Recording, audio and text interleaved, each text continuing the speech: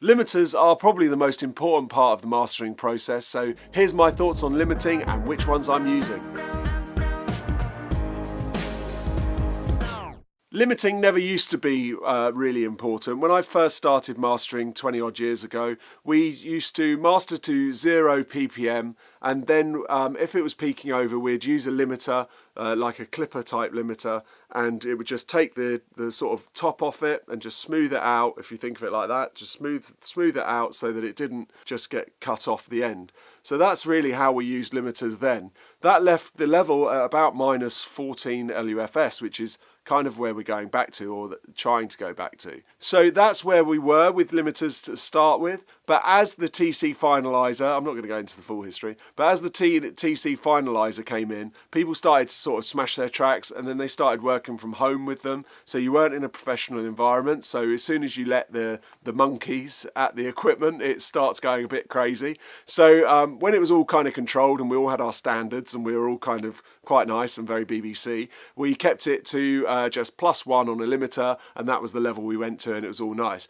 But then TC came along with the Finalizer, gave it to everyone in their bedrooms. People started working from home a lot more, and here we are with everything smashed to pieces. But that's kind of changed the whole mastering landscape. So limiters have become super important for the fact that we all want to get it as loud as we possibly can, whether that's -8, -6. Some people are going -4, can you believe, RMS. So they're crazy levels, but really where you want to be is between -10 and -8.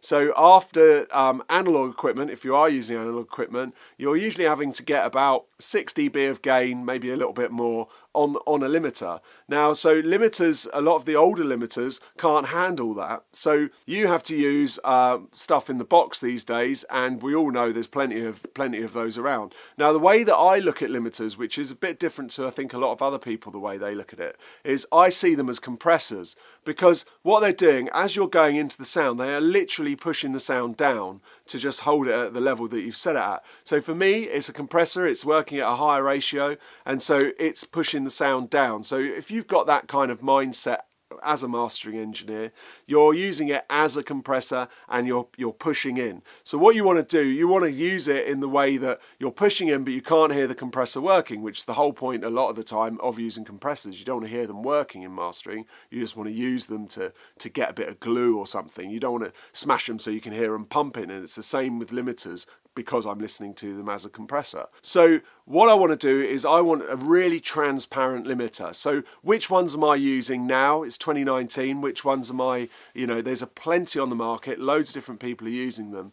My main go-to, and this is the main go-to of most mastering engineers, is the FabFilter Pro L2. You can't really go wrong there. It's a pretty standard thing. It's got loads of different presets so you can get a few different sounds out of it. And as I say, that's why I see it as a compressor, because you can literally get some flavors out of it because you're pushing into it a lot. That can handle a super amount of level. So you can, some guys I know will just put +9 on and they'll just use one limiter. I actually like to use a selection of a few limiters. I don't like one thing to be doing all the heavy lifting, so I kind of stack them up and have a couple of different ones for using the different sounds. I still use the L2, would you believe? I still love that sound. It's a kind of pop sound. You can't get too much level out of an L2, but some people do. Some people smash it to pieces, but I think it only can handle about 1 or 2 dB, and it just gives that kind of really bright flavour for pop music. It's really nice. I tend to use the Elevate plugin as well. I really like that. That's got some good style, and they're really my 3 main ones that I'm using at the moment.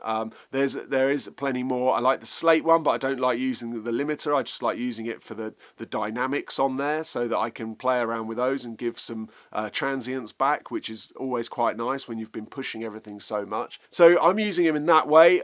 I'm using them as a compressor. I'm listening to them, seeing how far I can push them, and then judging that, and I'm moving them around and kind of gain staging through them. So that's how I use limiters. That's how I think you should use limiters. Think of them as a compressor at the end of as a mastering compressor rather than as a limiter, because essentially they are. Yeah, that's it. That's my tips on limiting for 2019. So please subscribe to the channel. Please like it. I keep saying it, but you're not subscribing. Make sure you're subscribed. Until next time, let me know what limiters you're using. I need to know what limiters you're using because they are super important in mastering. So please put them in the comments and we can have a bit of a chat about it because I always answer the comments. Yeah, tell me what limiters you're using. Until next time, goodbye.